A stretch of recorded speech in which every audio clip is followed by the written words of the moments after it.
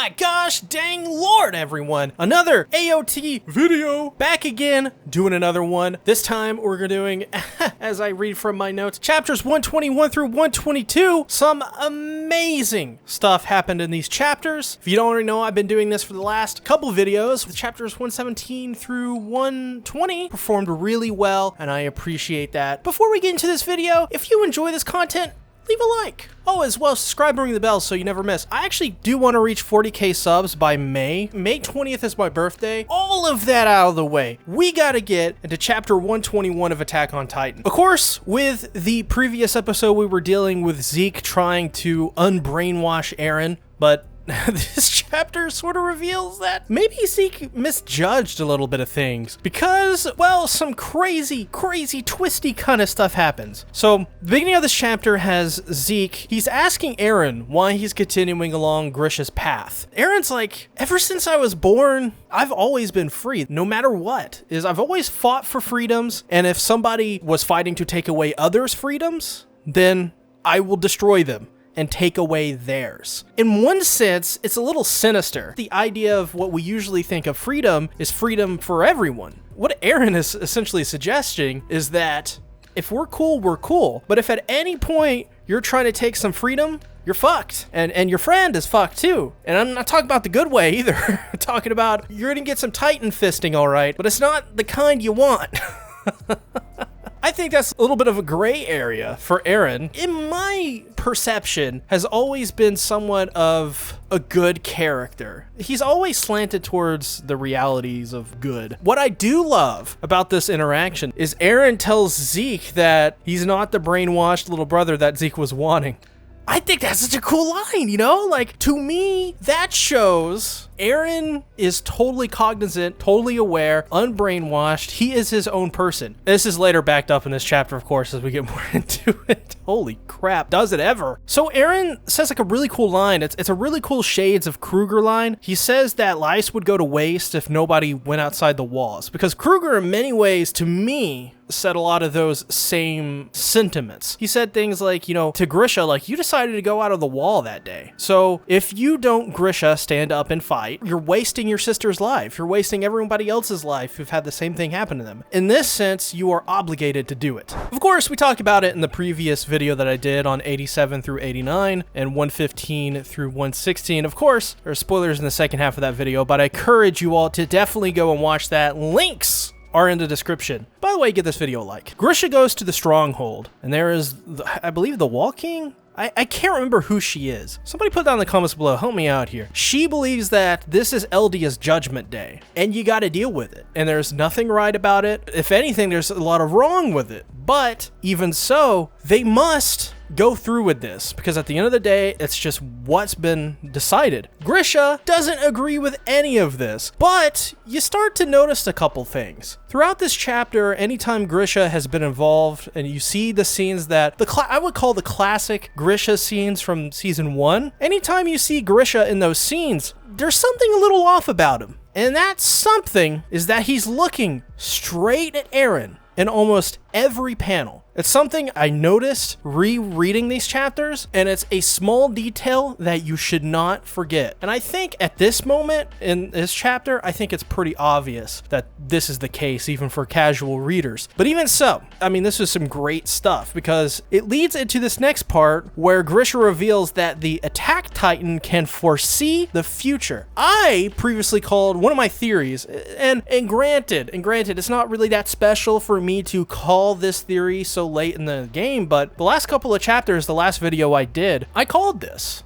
I said that maybe there is some sort of ability that Titans have to where they can see the future, like VHS tape that's rewind, but you can go forward a little bit. And it seems like that is a similar thing. Eren and whoever is the wielder of the Attack Titan can choose to manifest itself in whatever time it wants to. Now, of course, the only way to do that is to have the effects of being in contact with the person of royal blood. And of course, that is revealed that 4 years before this. It's an integral moment, Historia touching Eren, and I don't mean in that way. So now we get to see the effects of what Eren can do. Eren tells Grisha to stand, to fight. You want revenge, right? Your sister was fed to dogs. Were they not? Your wife, Dinah, was taken from you. Are you not gonna fight for them? What about Carla? What are you gonna do? What about me, Dad? So Grisha, he's just like, ball, and he stands up and he just kills everyone. So yeah, Grisha's now Hank Hill, apparently. Who knew? Now I want to see some edits of the manga panels.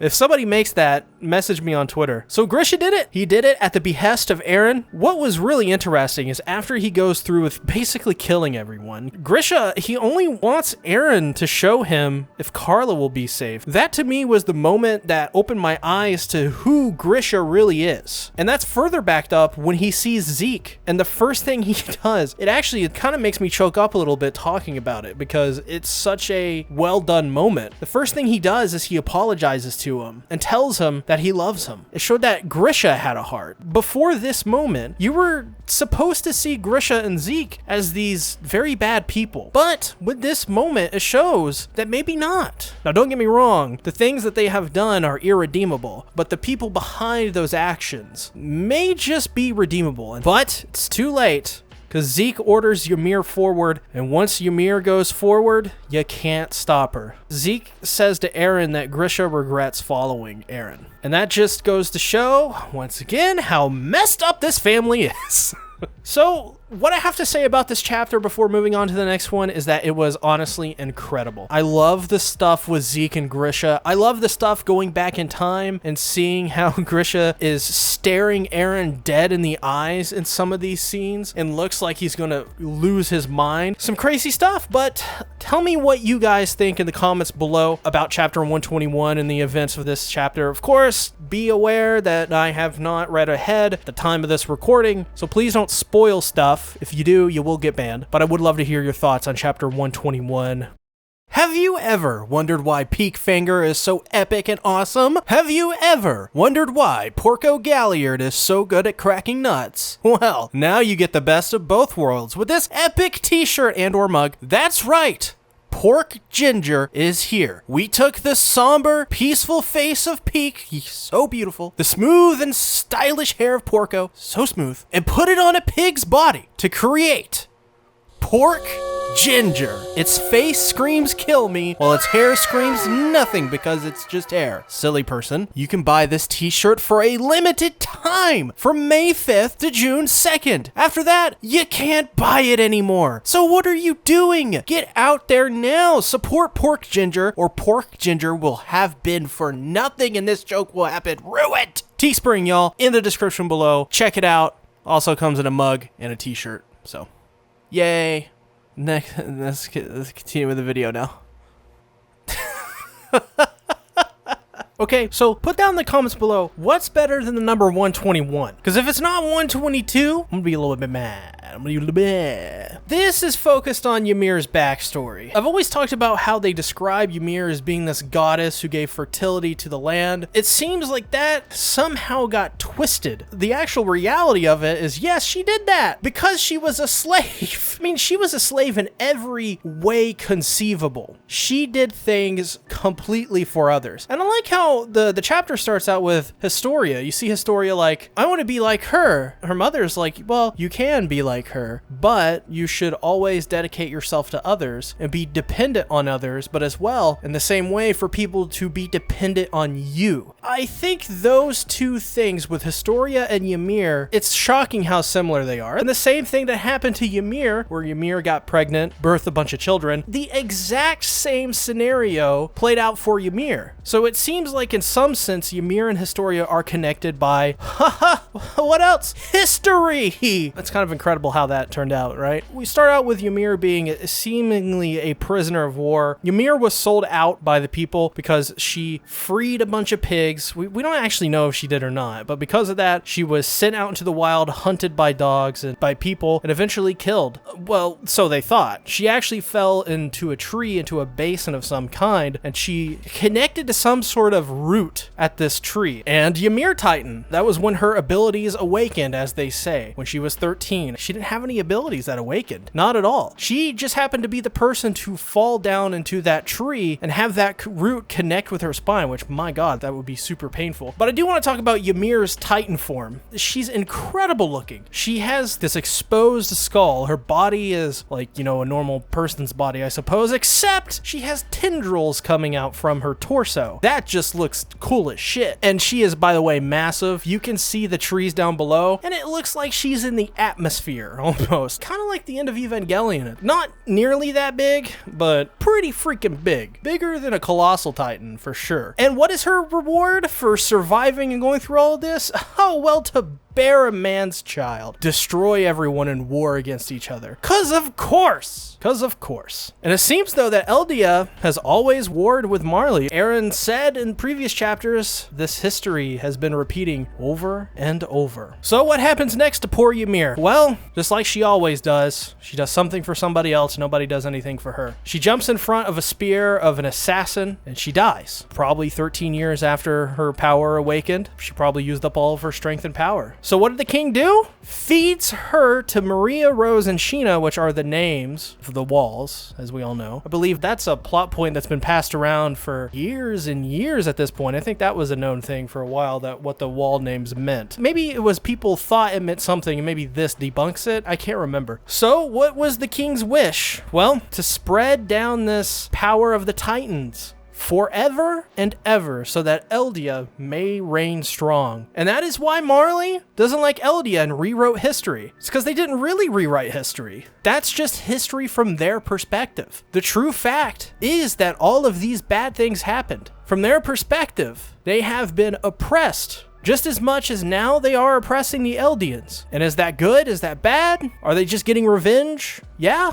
but I also don't think, why not just even the playing field and just say, hey man, listen, we're good, all right? I don't know, but Eren tells Ymir, he grabs her and tells her that she is not a slave anymore. She's free to do and choose whatever she wants to do. Poor Ymir, man. You see her face for the first time with her eyes, and she's just crying. And what happens next? The spine extends from Eren's body and Eren's head, and it reconnects, turns into this giant skeleton-like figure like we saw with Ymir, and the walls break and the rumbling begins, and I get chills, goosebumps up and down my spine right now. It's actually, dude, these 2 chapters were amazing. Finally, after so long, we're finally seeing the rumbling. We're finally seeing the walls crack, the hardening break away. And now out comes the Titans, the colossal Titans that threaten to flatten everything, like Willie Tybur said. Dude, this is so freaking epic. My theories are, whatever the ending of Attack on Titan is, it is going to be nowhere near as good as the build up to it. And the reason why I say that is because I just think it's quite obvious. I am a little bit biased in knowing that Isayama has said multiple times in the past that the ending is not going to be for everyone. And when I say not as good, I don't mean like the quality is going to be bad. I just mean like it's going to be an end, and it's going to happen. In my opinion, it's going to be good, because I don't think it's going to be a bad ending. I don't think it's going to be as exciting as people are thinking it to be. It's got to be something where you give and take, where there's going to be some aspects that people are going to really love and some aspects people are really going to hate. That's my theories on it and the way it has to kind of go. But with that being said, what are your thoughts on chapters 121 through 122? Specifically now in the comments, put what you think about 122. What do you think about the ending and how that's going to turn out? Please, if you've read the ending, once again, please do not spoil. Do not tell me. I'm not asking you to spoil. If you spoil after me saying that, you're banned. That's just simply the way it is. You're banned. And yes, commenter who's probably getting mad right now saying that and typing up a furious comment like, he's gonna ban me, Yes, please type that comment so I can ban you multiple times. For people who want to actually participate and be cool, what do you think about it? We're gonna have to see what's gonna happen in the next chapters. My theory is that the rumbling is gonna start. It has to be revealed what Eren's true plans are, right? To me, it seems like based off what he said at the beginning of the last chapter, he's gonna take away the freedoms of others because they threaten to take away theirs. It's only very logical at this point, and based off his past interactions and what he said before, Eren is going to wage a war against everyone that's not on Paradis. It gives me goosebumps. It's just phenomenal writing. Holy crap. So thanks everybody for watching this video. If you haven't already, make sure to give this video a like, subscribe, and ring the bell. I got merch down in the comments below. You can buy my merch. Buy my pork ginger merch. I do suggest you buy it. Helps out support the channel, all that stuff. And you get a cool shirt to wear around and people to look at you and point and laugh. So it's all good. It's all good. You get bullied out of it. So it's all good stuff. So thanks everybody for watching. I'll see you guys in the next video. Bye-bye.